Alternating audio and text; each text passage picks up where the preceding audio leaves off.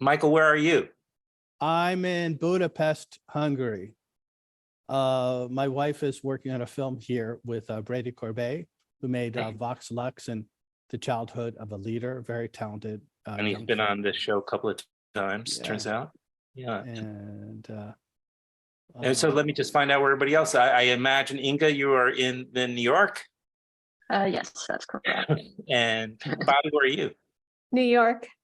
Okay, very good. And Molly? New York. Okay. Well, I'm in New York too, you know. I'm just like a little further north than the city, that's all, these days.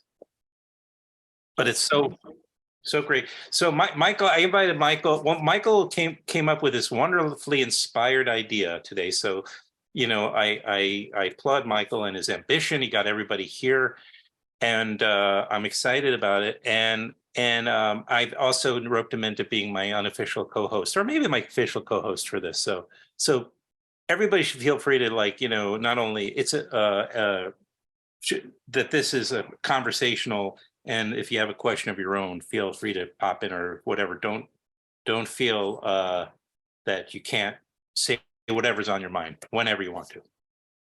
Okay, those are the ground rules. That's about it. So let's see. So there is a editor series. Michael, you brought this idea to the Metrograph, right? yes, it's hard to believe it was really only about a year ago that Joseph Krings, who is also an editor in New York, and myself approached Metrograph. We're both members of the American Cinema Editors, which is an honorary association of editors across the country and the world. Yep. We think we have about 100 ACE members in New York City area, and about 800 or 900 on the West Coast, if not more.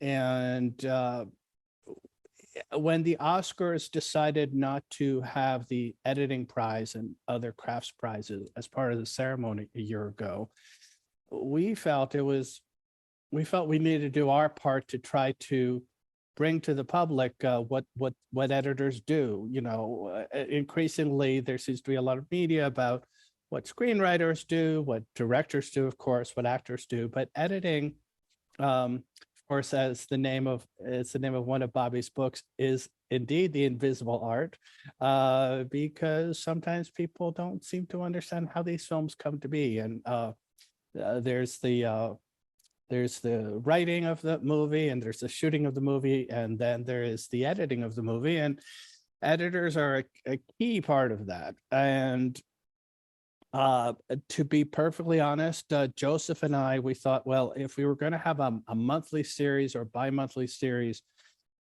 where we would show a film and then have an editor afterwards, where would be our favorite place? You know, and we live in New York, where we have so many good places, the Film Forum, the IFC. Lately, the Roxy has been doing terrific programming, but the place we wanted the most was Metrograph, because we thought, Metrograph, that's like our temple of film going in New York City. It's probably the most eclectic programming. Inge, as I believe you introduced, Inge is your official title now is Director of Programming, I believe, right, at Metrograph, and you oversee, I know, a number of programmers. And in a moment, I'm going to ask you maybe to explain more of your process there, if you don't mind. If you just go to the Metrograph webpage for this week, just to see what movies are playing over a 7-day period, it's just astounding. You've got Pam Grier films, you've got Kung Fu movies, you've got French films from a certain time period. I think Nashville is showing. It's all over the place in the best way. Yeah. And we were very excited when Metrograph started talking to us over the summer. And then Inge, you got involved with this, I think, in August last year, I think July or August. And you said, you know, yes, we want to do this. And we would like to do something around Do the Right Thing or Fantastic Mr. Fox, as I recall. And I knew the editor of Do the Right Thing, Barry Brown, but he was out of town. In the case of Fantastic Mr. Fox, Andrew Weisblum was having a very busy year. He had just finished cutting The Whale. He was about to go up to Toronto to premiere that with Darren Aronofsky. He cuts largely for Darren Aronofsky and for Wes Anderson, but we were able to get him in, and that was our first one at the end of September, and we sold out, which honestly, I think surprised us all. I don't think we expected that. And not only that, the audience stayed for a good half hour, 40 minutes to hear from Andrew afterwards. And then we all went around the corner and got a drink, and many of us were out till past midnight. So you've been doing this monthly since then? We've been doing it. It started there. It was going to be almost every other month. And I think at Inge's suggestion, we actually started accelerating it. So the second one, as I recall, Inge said, how about we do a holiday film or something like that? And, you know, to have editors speak afterwards. And that's, of course, how Bobbie's going to come in with Molly speaking about Sam O'Steen with The Graduate, which is sort of the focus of this whole. Just don't jump the gun so fast. Jumping the gun. But I'm gonna stay last year for a little Let me help bit longer. you. You may not understand pacing when it comes to these types of things. No, I don't. I just concept- I just want to get it's like when an actor plays the end of the scene. I'm playing the end of the scene, so I'll stop. But to cut one second. Let me interrupt for 1 second. Yes. Okay, because I do want to before we go any further, I have to make one brief disclaimer, and then I want to make sure everybody understands why everybody's here that's watching, you know, if anybody's watching. Right. And that is that back, you know, when I was a camp counselor in Vermont in the 1980s, Jake Perlin was a camper of mine. So I just have to put that, you know, disclaimer out there to get it out of the way. The next event, I think you've already alluded to this, but the next screening on this fabulous series that the Metrograph is going to be highlighting the career of Sam O'Steen, in particular, The Graduate. And so we have his wife, Bobbie here, who herself is an editor, correct, as well as a writer and probably a number of other things. I'm going to guess you teach, you do. Okay. And daughter Molly, who's going to be moderating. Is that Jesus Christ? Sounds like a fantastic event. This really does sound like a wonderful event. It's unfortunate though, The Graduate is such an obscure film, though nobody's familiar with it. It's the only problem. But we'll try to get the word out. That's best we can. Go ahead, Inge, Mike. I know. I'm sure. I know that you guys keep track of ticket sales for all of these. I'm obsessive about checking the website every few hours to see how we're doing. Literally, sometimes dozens of times during the day. And as far as I can tell, The Graduate featuring Bobbie and Molly is probably going faster than any other previous film so far. So we're hoping, of course, Adam, that you'll put this out in the next week or so people can. I'm putting this out. Well, I'm going to put out if everybody's okay with it, I will do a nice we'll put out the video on the YouTube channel, promote it that way immediately. We could do this like the next day, and then I'll make this a podcast. You know, what day again is The Graduate screening? It's a week from this Saturday, April 22nd at 6 p.m. So if you could get the podcast out next week, that would be great. Well, we'll make it work. I don't commit to these things and then not see it through. That's not. So anyway, the way we sort of led up to arriving with Bobbie eventually this year, Inge had asked us to do a holiday film, and we wanted to have a New York editor, and we realized a lot of us haven't cut Christmas movies. We thought of Christmas movies at first. But as it turned out, Tim Squires, who cuts all the Ang Lee films, had cut The Ice Storm. So we had The Ice Storm for Thanksgiving, and that went really, really well. In fact, that one I think was actually filmed, and you can see that Q&A on the Metrograph website. before I go any further, I want to mention if anyone is watching this video or listening to the podcast, if you go to the Metrograph website, you can buy tickets for The Graduate, April 22nd, featuring And while you're there, moderated Q&A with Bobbie O'Steen, the wife of editor Sam O'Steen, moderated by Molly O'Steen, who we see here. And Bobbie and Sam wrote a great book about Sam's wonderful career as an editor, which I believe is called Cut to the Chase. And I'm sure you'll tell us more about that. I'm sure you'll tell us a lot more about Sam's career. So I'll leave that up to you and to Molly. Michael, while people are visiting the Metrograph website and buying tickets and exploring that, sign up for the newsletter, and then you don't have to always worry about visiting because you'll get the information sent right to you and get on their socials, because the Metrograph really is the ultimate art house cinema in New York City. Just is. So we're probably in the world, I would say. Okay. Right. And I would also, there you go. I'm not an employee of the Metrograph, but I would encourage people to become a member.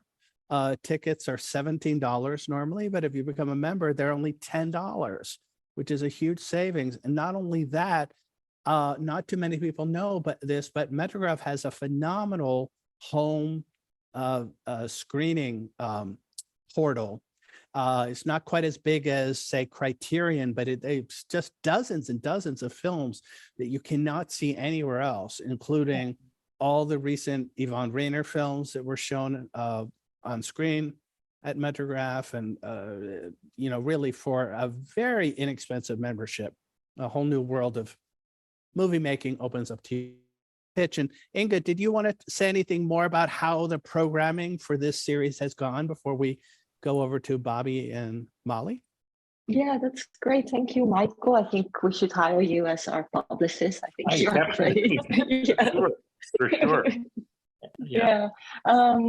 Yes, so I came to New York in September. So this was kind of the first collaboration that I set up when I started. And me and my colleagues, we were very interested in looking at kind of other creators at films, to give them a platform and to be in conversation with them, so that our audience also can learn about other crafts in film, which I think is very important.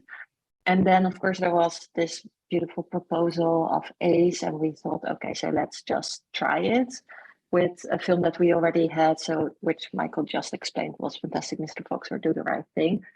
But it was so successful immediately that we thought, oh yeah, this is such a beautiful collaboration. We recently also opened the bar in the lobby so that people would have a chance to really mingle with a drink after the film, which is also very successful. And I think we kind of expanded it in January to cinematographers. The next one will be like a big one, which is kind of a 6-film series. Is Michael's wife, Judy Becker, the production designer, which will be presented in June. So we have this monthly A.C.E collaboration with editors, and then we do like bigger series focusing on cinematographers. So we did Bradford Young, we just did Reed Morano, and then Judy Becker for production design. And so we're kind of looking at expanding to include a lot of different crafts from film, which is very exciting to us. Yeah, it's wonderful to hear this. There's a lot of curiosity about pulling back this, the curtain, and people want to know a lot about how to make movies and what's going on behind the camera and behind the scenes. But the stuff we're fed typically is box office or the budget, or what does that have to do with the creative process and with the beauty of storytelling? Very little. Exactly. So this, to me, is far more germane, far more exciting to actually hear the people that were involved. I don't know if this will be shot, if you're going to shoot the Q&A, or if that's something you guys do typically. Do you typically make them available? Yes, yeah. Okay, so. Yes, on Metrograph at home as well. Great. Okay. Yeah. Michael, back to you. Thank Well, you. yes, in fact, in addition to filming days, one of the staff people at Metrograph, Meg West, has been conducting a series of filmed interviews with participants afterwards. So, for instance, when Tim Squires came, he spoke about the ice storm that night, but a few weeks later, she got together with him and they talked about a Jonathan Demme film that Tim had cut. Rachel Getting Married, I think. Mhm. My memory is correct. And I think that's going to be up on the website within a week or two. I was fortunate enough to appear after a screening of The Farewell. So I'm hoping to do one of these videos myself at some point. And we'll try to wrangle Bobbie, you and Molly into as much as participation as we can get from you guys. Because really this website is phenomenal. And it is true. It's such a pleasure just being at the Metrograph and seeing the movies in those two theaters. And there's a great bookstore upstairs. The restaurant is phenomenal. But anyway, I'll stop with the PR and on to this is sort of a special one that we're doing with Bobbie and Molly with The Graduate. Sadly, Sam O'Steen is no longer with us, but Bobbie is here to show us and explain to us and educate us about Sam's on classic films such as The Graduate. Of course, if you start to rattle off some of the films that Sam O'Steen cut, Chinatown, Rosemary's Baby, it's Who's Afraid of Virginia Woolf. It's kind of crazy. Not familiar with any of those. This work. Any good? So anyway, over to Bobbie and Molly. Yeah, Bobbie. Have you done and Molly? Have you had the occasion to present The Graduate, for instance, before, and talk about Sam's contribution? I've taught The Graduate at NYU Graduate School, and then I've lectured about The Graduate at Emerson College and AFI and Johns Hopkins University. And so I've done a lot of presentations, but Molly has I was always a moderator with editors. In fact, I interviewed Tim Squires and Andy Weissman. We did Gosford Park with Tim Squires, and I did I did an event with Andy Weissman. They're great choices. But what happened is Joseph and Michael contacted me about choosing a film to do on April 22nd. And I was having brunch with Molly at the time. And I thought, wait, Molly, do you want to moderate this? And we have never done anything together. So that's really exciting. Great. And she is the daughter of Sam.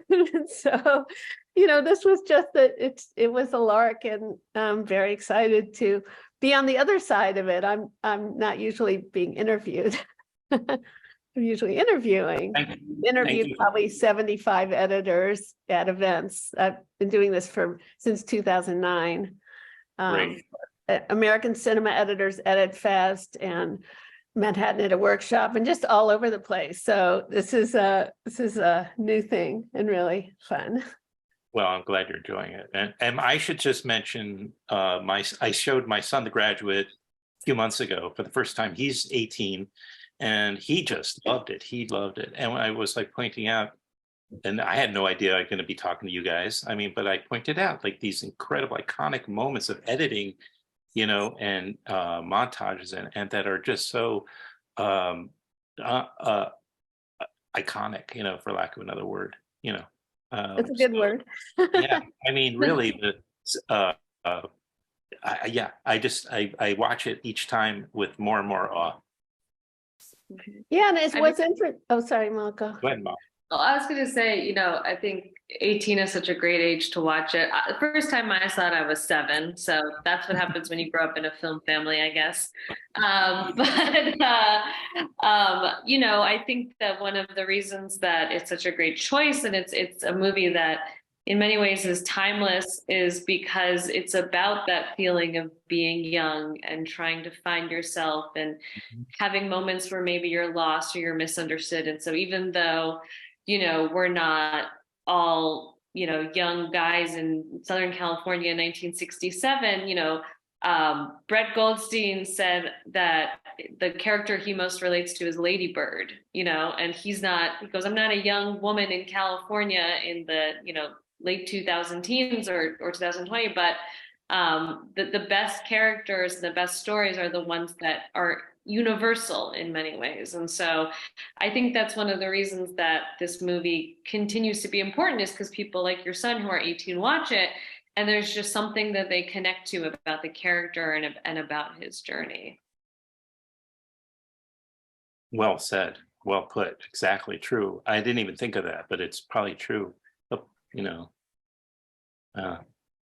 And so, yeah. So this is the screening of The Graduate part. What's the name of the series again, Michael?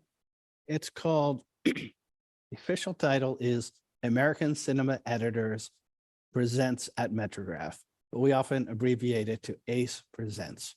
ACE At Presents. Metrograph. We actually have, I have a young editor who I've been mentoring he's from Connecticut, but he lives in Westchester right now, named Alex Riccio. And he suggested that we have our own Facebook group because we've done a lot of the promotion for these. I'll send things out on Facebook, and there's Facebook groups for, you have noticed, yes, for avid editors of Facebook and Blue Collar Post Collective and stuff like that. And that's really helped bring people in, I believe. But when we were doing it a couple months ago for the film that I was participating in, The Farewell, it did get kind of out of control because I was posting so often for the film. And I think a couple of people said eventually, like, enough already, we get it. So Alex said, if we did this through a web page, first of all, there was a little confusion. We hadn't done our job as well as we could have initially, letting the general public know that this is actually just a regular ticketed series. You buy a ticket for $17 or $10 and you come. You don't have to be an ACE member to come. You don't have to be anything special at all to come, which is actually part of what makes the series so wonderful, because a lot of us in the industry will go to things like Edit Fest, or we'll go to Manhattan Edit Workshop and see Bobbie that way, or go to a book signing of Bobbie's, but it's all industry people getting together. In this case, what we found at these audiences, which are usually, as I say, about 150 people each time, probably 30 or 40 of those people are editors, and the rest are just people who love film. And so then we have a drink afterwards. So you've got people who don't work in the industry talking with industry people, and sometimes younger people wanting to get into the industry, looking for internships and assisting work. And especially when you get into issues such as diversity, equity, inclusion, editing, like all of the film crafts, is still has lots of issues there. We don't have great representation of people of color as editors, for instance.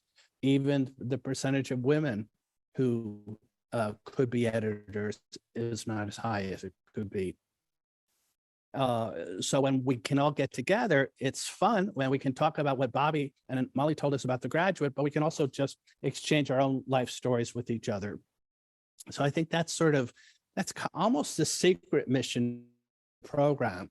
It's ostensibly to watch a film and then hear from the participants, but it's also a chance for people to get together in person, which of course matters so much now after what we've been through, and just sort of share themselves with each other and stay in contact. So anyway, we do have this webpage now through Facebook called ACE Presents at Metrograph. And I think we have something like 450 members. And I don't know how this works exactly, but sometimes I'll post something on it and it says reach 5,000 or 6,000. So if that's true, I guess we're reaching people.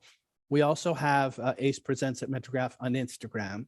If you don't like Facebook, if you want to interact with Instagram instead. And of course, if you just keep checking out the Metrograph site, you'll learn about it. Inge, do you think we can sort of announce May's film as a little preview? We got some good news yes, I half think, an yes, I hour think ago, we right? can do that. Yes. Would you like yeah, to we announce just it? confirmed it. You can announce it if you want. Okay. As publicist for the As As the publicist for publicist, Metrograph. again, happy. You know what's been? I have to build up a little bit. What's sort of been fun about the series is we really have been making it up as we go along. Like it started with Inge saying, okay, how about these two things? And then how about holiday movie? And then I'll be very honest, Joseph and I thought it would be great if we could take a slightly more active role in helping Metrograph choose these films.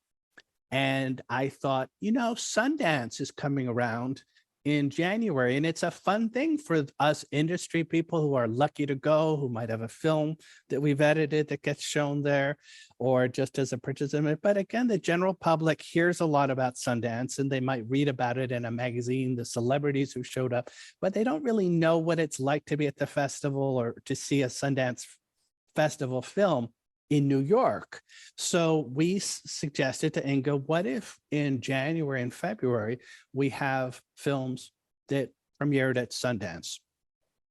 And Inge came back to us with The Witch, which Louise Ford cut. Louise is also my former intern and former assistant, and she's done very well for herself. She cuts all of the Robert Eggers films, The Northman, The Witch, The Lighthouse. She's doing Nosferatu up in just north of me in the Czech Republic right now. So that was January. We had some scheduling issues with February, so that's how it ended up being The Farewell. It was sort of a last minute replacement. And then we were thinking, we were all talking about awards season and trying to, even though some of these films had been heavily shown in theaters for, again, members of A.C.E. or members of the Academy or SAG or whatever, they weren't always, they'd been in the theaters for a little while, but they had, I think, gone out of view. So we had All the Beauty and the Bloodshed, which was also our first documentary. Winner of the Independent Spirit Awards for documentary, and a number, well, many. It didn't win the Oscar, but it was among the top 5. And that film, incidentally, we had one of the editors, Amy Foote, but the moderator was Joseph Krings, our own Joseph Krings, to be an additional editor on it. And for The Farewell, we had as a moderator Denise Zhao, who was one of our bilingual assistant editors. So we've definitely been mixing it up with moderators, and we've been talking to Bobbie for a while about this idea of sort of a more, perhaps a classic series, which Bobbie, I'm going to spring this idea on you right now. I'm hoping we can do one of these every year, perhaps, because there's just so many films we can talk about, but I don't mean to put you in a bad place, but you can think about it. We'll see how the 22nd goes. But I can tell you that our next film, continuing with our theme of, well, let's see, we had a very current movie, All the Beauty and the Bloodshed, great movie. Now we're going back to we haven't had anything from the 1960s so far. So The Graduate will be our first one going back that far. But May 19th, I can let you know, we're going to have Brett Morgan, the director and the editor of Moon Age Daydream, the wonderful David Bowie film, which honestly, if you haven't seen in a movie theater with good sound like Metrograph has, you've not seen that film. And that film was on the Oscar shortlist, the top 15, but it was ultimately not nominated. And it plays around town every now and then, but it's going to be great to have it at Metrograph. And Brett there, I met him very briefly at a party a few months ago, and I expected to find a very serious, austere, perhaps snobbish person who had cut this David Bowie film and directed it and worked on it for 10 years. But he was just delightful and very down to earth, and it seems like a wonderful person. So our next movie will be Moon Age Daydream on May 19th. Tickets will probably be available in a couple weeks. And we think we're going to have Captain Fantastic for Father's Day, around Father's Day. Yeah, That is not That's- yet confirmed. That's not complete. I may have given No. too much away. May have I may have, but now we're gonna have I have to. something- I have to something edit. special Now in I June. have to edit this thing. Thanks a lot. It was almost made it to the end there. Yeah. Okay, just I'm gonna about, bleep- just I about. can bleep that. I can bleep it. Just a little. I just, we're gonna have to start to wind it down. I just sort of note sometimes the editor, and anybody can pop in and respond to this, but sometimes the editor, their job, or they sent maybe for a particular project, their job is to make themselves invisible, right? And their process. And other times, like let's say The Graduate, it's very much part of the storytelling. It's very much part of the, it's up front, the editing. And Well, I think they're, they, for the most part, one of the reasons why the general public has to be sort of illuminated about the editing process is if the editing really works, you shouldn't notice it because you're so involved in the story and the characters, and there's a momentum and a rhythm. And the only way I really notice bad editing is when you're not if say you have a very crucial scene between two characters and you're not seeing the person you want to see. As Sam always would say, you never cut for a line, you cut for a reaction. So say someone is carrying a secret and you're dying to see how that person's reacting to something that's happening, and the editor doesn't cut on that to that moment. That's not it. So then you notice the editing maybe because it takes you out of the story. And when you were speaking to the general public, talking about doing events with the general public, I actually, the Tim Squires and the Andy Weissblum event, it was Black Swan and Gosford Park, that was for the general public. Oh, and, good. And the Q&A, what was so great was they had great questions. And I think, we live in a culture where people want to, not just film, but certainly with film, people really want to understand how things work. And they want to get, as you say, behind the scenes. And so that was really interesting to me to realize that people are incredibly curious. And the truth is, you really don't know what happens in a cut, as you know.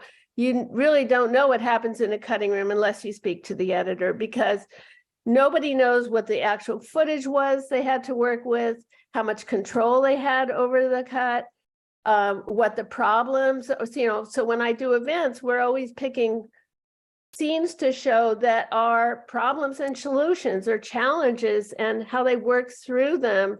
And that's how, it's specificity, is show and tell, and like what I call case studies of very specific things. So you can explain, see, this was the problem. See, this is what the editor had or didn't have to work with, and this is how they solved it. I'll give you an example in The Graduate. So the famous scene where Mrs. Robinson traps Benjamin in the bedroom and she's naked. When Sam first put it together, it actually wasn't funny. And they couldn't really understand why. So it was shot very conventionally. You had the door slams, you see her face proposing the affair, he's reacting, you cut to her breasts, her belly, it's all that back and forth, some of what you see. And so what Sam decided to do was he found this outtake that was shot over Mrs. Robinson's shoulder on Benjamin's face. That wasn't even, they had 22 shots, and that wasn't even one of them that they were going to originally use. So if you notice, after she first slams the door and you see her standing there, you never see her face again. You only see his reaction and her body parts. So for some reason, the disembodied voice proposing the affair is more surreal and funnier than having her face. And also, he had this, it's also what you have to work with. I mean, the performance of Dustin Hoffman was so incredible. And this escalation of panic was gold. So by just staying on him and never getting distracted by her face, not only was it surreal, but it was just hilarious and shocking and all those things that you identify with Benjamin in that scene were there, and then it was funny. But that's an example of where if you to show and tell, where you explain this didn't work, explain why it was changed and why it works now. And I'm so grateful for you to bring up such a great example, because it also helps to kind of give people that might consider going to this screening of what kind of stuff they're going to hear about in here. And Molly, I just have you get the last word today, because what you had something already on your mind, so I don't even have to ask a question. Oh, I was going to connect to what you brought up about how editors are involved in the process. And I think that events like this illuminate, Sam, my dad, and Mike, they had a very close connection and they had a long journey together in a partnership. But what I think is important about these events is that, in my opinion, that's what great directors do. When you look at Richard Linklater and Sandra Adair, when you look at Scorsese and Thelma Schumacher, right? All of these directors are collaborators with their editors. And that is one of their strengths. And that's one of their superpowers as directors, is that they trust their editor and they work with them. And so that's why I think an event like this one and the other events is great, because sure, there are also examples of editors that are just kind of sent to a dark room and told to cut, or who work with directors who just tell them what to do. But I think what's important is that we illuminate these really strong, positive relationships so that people in the audience, whether they're people in the industry or the general public, understand the strength of that. And so we can, like I said, continue to illuminate the importance of editors and understand that, like, hey, are you interested in being in film? Do you want to be a director? Well, you should be a collaborator with your editor if you're going to be a director. And that's really what's going to make your films so great. Yes, and I want to add, it's also very interesting for people who maybe don't know what an editor does. And if you hear Bobbie speak and then feel like, oh, I really don't want to be a director, I want to be an editor. Yes, and this maybe also solves the problem of representation in A.C.E. That is more known for people who want to work in film. They are anything else. They are the final writers of the film. Right. And I think it's true. And that's why it's so important for film schools to be aware of this series, especially ones in the New York City area, because a lot of people go in with the idea of being a director, of course, into the film school and then come out something entirely different. But, this could help to shorten that.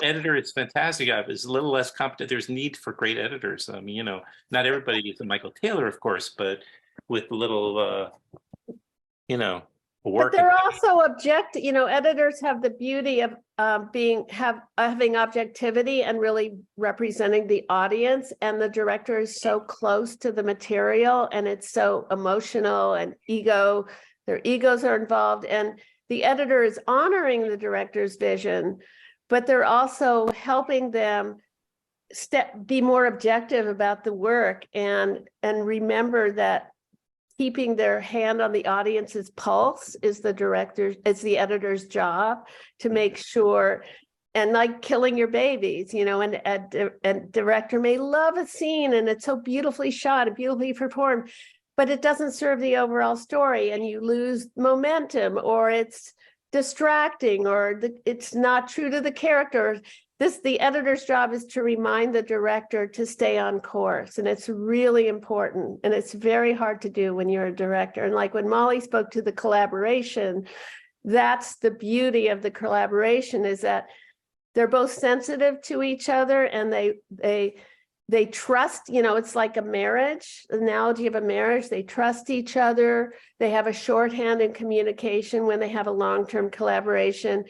And a director with a strong ego will let the editor do what they do best and trust their contribution, Yeah, I was going to say, and if it becomes a classic, in large part thanks to the editor, the film becomes a classic, then the director will go ahead and make their director's cut anyway. So just be patient.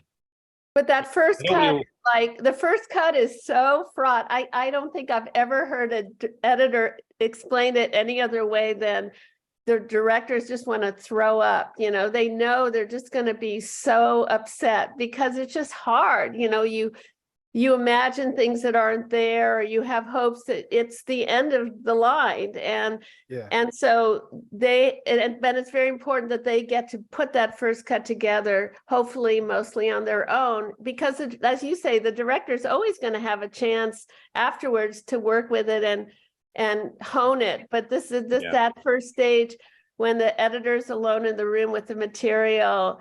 It's a very unique time that is kind of sacred and important. It is. It's special. Um, It's definitely worth bearing in mind that so many films we consider classics may well be classics because of that editing process. You know, Tim Squires told us during his talk about The Ice Storm that it had been written by James Schamus as very much of a social commentary, social comedy, a comedy of manners, lots and lots of laughs, very funny 70s costumes and interior design, you know, key party, all kinds of odd things to make us laugh. But then, of course, a child dies at the end. So preview audiences were watching it and, you know, laughing in the aisles and having just the best time. And then someone dies at the end and they were just feeling terrible about themselves that they had had such a good time and they didn't know how to feel. So gradually, Ang and Tim just took out almost every joke they could take out. And it was painful for them because they'd been enjoying the laughs so much. And they ended up with a far more austere film that you will occasionally smile at the humor, but you don't laugh out loud. And so that when you get to the change of tone, which is still a change at the end, you're not having a heart attack all of a sudden. And I don't know if that ever happened with any of the films that. Can I talk about the ending? Can I talk about the ending of The Graduate? Oh, this is one of our favorite stories. So if you remember, you know, the wedding happens and then they rebel and they run away together, Elaine and Benjamin, and she's in her wedding gown. They run to catch the bus and they get on the bus. They walk to the back of the bus and they look back at all the people going crazy outside the church. They sit back in their seats and they laugh. And then you cut to the people on the bus reacting to them in shock. Like, who are these people and this girl in this wedding gown? And then you cut back to a closer to shot of the two of them. So Mike Nichols was very recognizable. He was famous. His face was famous from Nichols and May and just being a famous director. So they decided that Mike Nichols could not be on the bus because he would be recognized and that would be a distraction. So they decided Sam would be on the bus and he would be directing after they run in and get inside the bus, then Sam would be there and he would be in charge. But what happened was after that last two shot, while they were shooting that last two shot, Sam forgot to yell cut. He just forgot because he wasn't a director. They held the camera, So the camera kept rolling and Dustin Hoffman and Catherine Ross kind of look at each other because nothing. What are we supposed to do? What are we supposed to do? And then Sam and Mike are in dailies and they're watching this ambivalence between the two of them. And they said, that's a hell of a moment. Let's just roll with that and just hang them out like that and use it. So if you look at the original line script, which I have, which is like dailies, they just they sit back in the bus and they look like triumphant. But what you come away with, which is much more powerful, is complicated feelings. Like because now what you have is she looks at him. They look at each other. He looks away. Now she's like, okay, I guess I won't look at him anymore. And then one more time, she quickly looks at him. He's not looking at her. So she's it's very unnerving.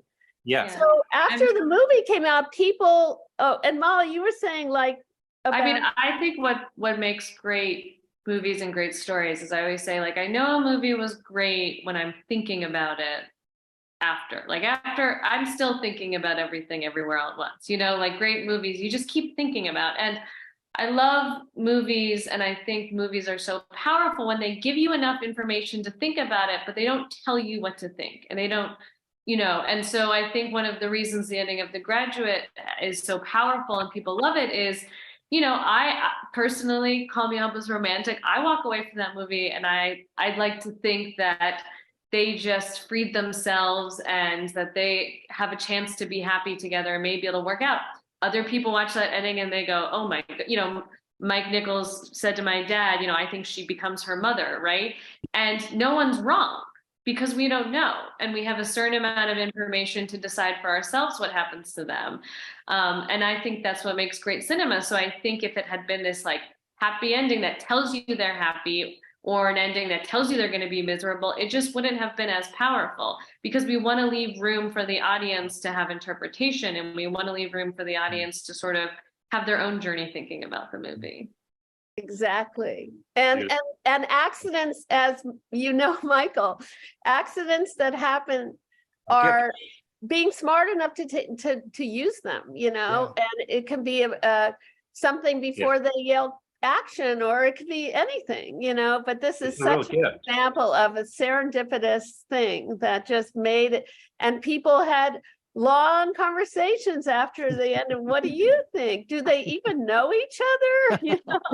You know, because you're fighting against the enemy, the awful parents, but are they the enemy? Or is this really satisfying? You know, you know, it's sort of, it just made it much more complex, you know, as Molly said. Yeah, there's that famous scene in 500 Days of Summer where Joseph Gordon-Levitt and Zooey Deschanel go to see The Graduate. And he walks out of the movie like, oh, wasn't that so hopeful? And she's hysterically crying. And I think that's such a great scene because it's like, yeah, you could walk out of that movie with either feeling. True for any great movie. True. Well, I can only walk away from this. I'm the king of the great transition here with nothing but great feelings.